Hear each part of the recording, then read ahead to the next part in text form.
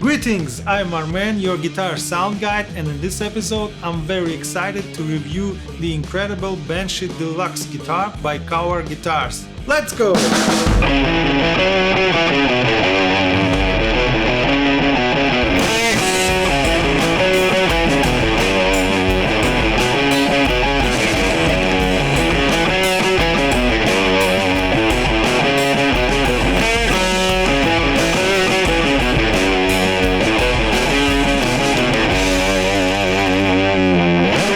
Before we start, please hit like, subscribe if you haven't already, and turn on notifications so you don't miss new videos. Obviously, this is a variation of the legendary Gibson Firebird model, with its main distinctive feature being a neck-through construction. Legends like Johnny Winter, Eric Clapton, Joe Bonamassa, Gary Moore, Alan Collins and Scott Holliday played the Gibson Firebird and make it popular. The guitar's body is crafted from 3 pieces of mahogany, one of which forms the neck, and complemented by a maple top, which adds articulation to the instrument's overall sound.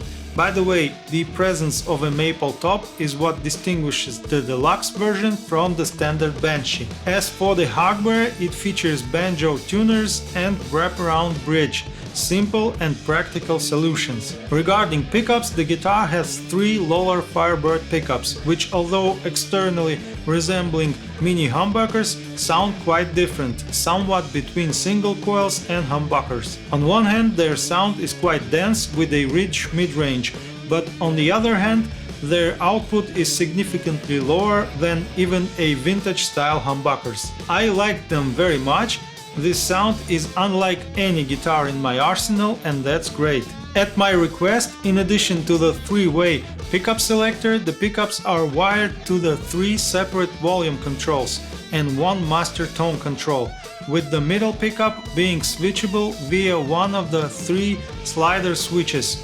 More on 2 others later. This wiring allows the middle pickup to be removed from the main circuit, because its constant presence deteriorates the overall sound quality, due to the combined resistance of 3 pickups, which drives crazy potentiometers with fixed resistance values. Thus, not only you can achieve 5 positions like on a Strat, but you can also turn on all 3 pickups simultaneously if you wish, or change the overall tone by mixing volumes of a different pickups. To record sound samples, I use a 2-Rock Studio signature amplifier. The head is connected to an attenuator made by Ilya Kamintsev, and then to a rev cab equipped with a single 12-inch WGS ET90 speaker. The sound of the cab is captured by 2 microphones, a dynamic Sennheiser E906 and a Ribbon Soundtronics Delta 2. For the audio interface, I'm using the SSL12 by Solid State Logic.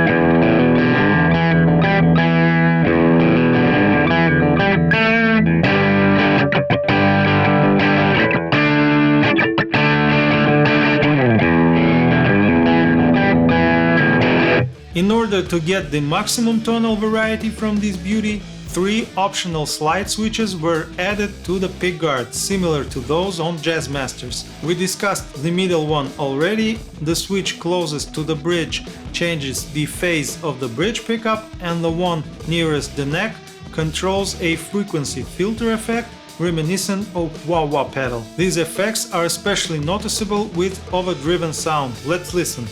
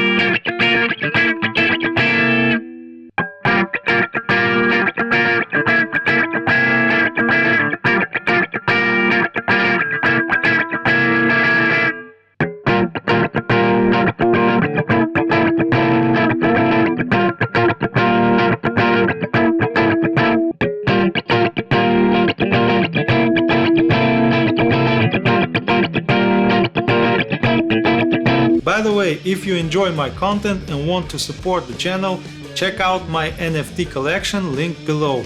Owning one grants you exclusive digital art, plus access to private events and giveaways. Next, let's discuss the history of the brand and its founder Douglas Kauer. Douglas's father worked in the woodworking industry, so from childhood the future luthier was introduced to working with wood. Also, his father played guitar and naturally instilled an interest in the instrument in his son. Around the early 2000s, the father's workshop received a piece of maple, and upon seeing it, Douglas decided he would build a guitar from it. On one of Douglas's birthdays, his future wife gifted him electronics and hardware needed for guitar construction. The process appealed to the novice craftsman, and from then on, he began making guitars for his friends. Mostly there were Tellys and Strats. Much later, in 2007, the appearance of the Daylighter model, which sparked great interest among guitarists, became the impetus for founding Kauer Guitars brand. Douglas noted in an interview that the first models' names were taken from trains of that era. Later, the company's flagship became the Banshee model.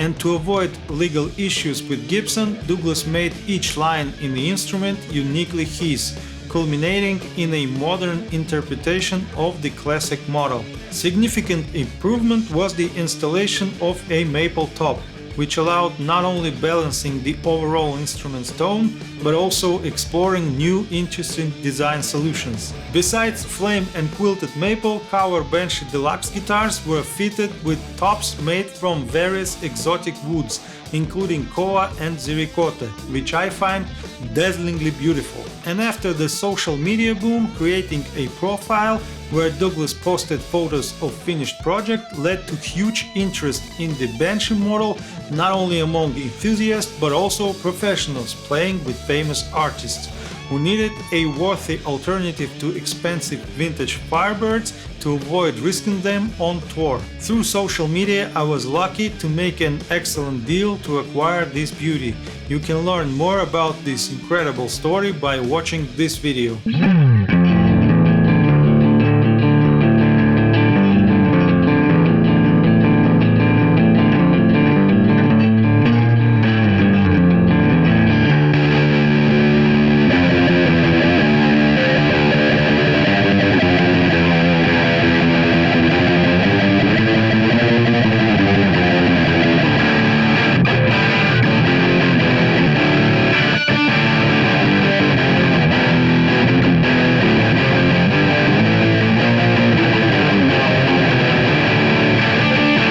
In conclusion, I want to note that this instrument exceeded all my expectations, not only in sound but also in aesthetic pleasure. To me, Kauer Banshee Deluxe feels like a power muscle car with a manual transmission.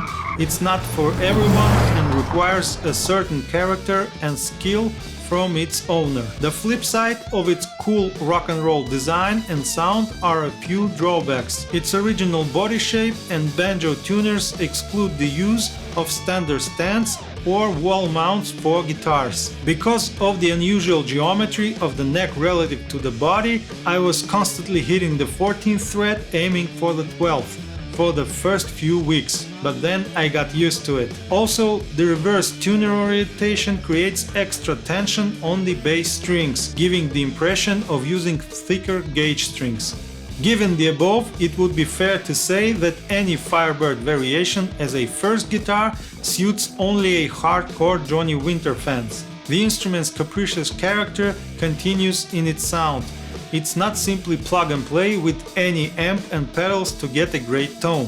To my ears, the combinations that work 90% of the time with my three very different Paul Reed-Smith guitars do not work with Kauer Banshee Deluxe.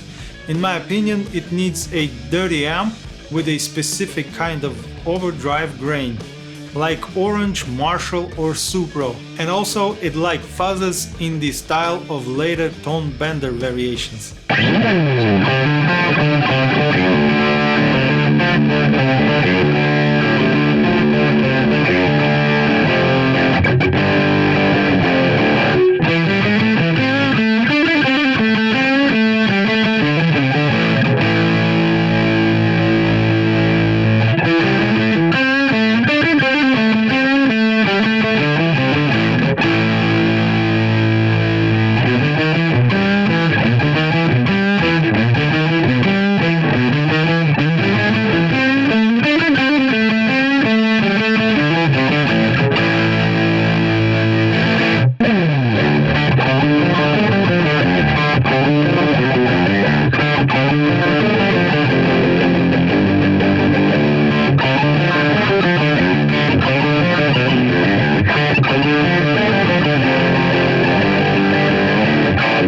But just like with that mentioned muscle car with manual transmission, if you consider all nuances and get attuned, no other machine will give you such emotions and sensations from driving. Likewise, playing true rock riffs on this guitar through the right amp and effects is a unique world of pleasure unlike any other guitar experience. So I'm very glad to have acquired a worthy modern take on an iconic model, and will lovingly use it here at the Guitar Sound Guide studio, not only for video shoots but also for recording my original music. Taking this opportunity, I want to express my sincere gratitude to the entire Kauer Guitars team for their excellent work, and a special thanks to Douglas for supporting my channel by enabling me to acquire this instrument. But believe that's all for today. If you have any questions, feel free to ask them in the comments. Also, you can ask them at our Discord channel. Thanks to everyone who watched the episode till the end, and I'll see you on the next one. Bye!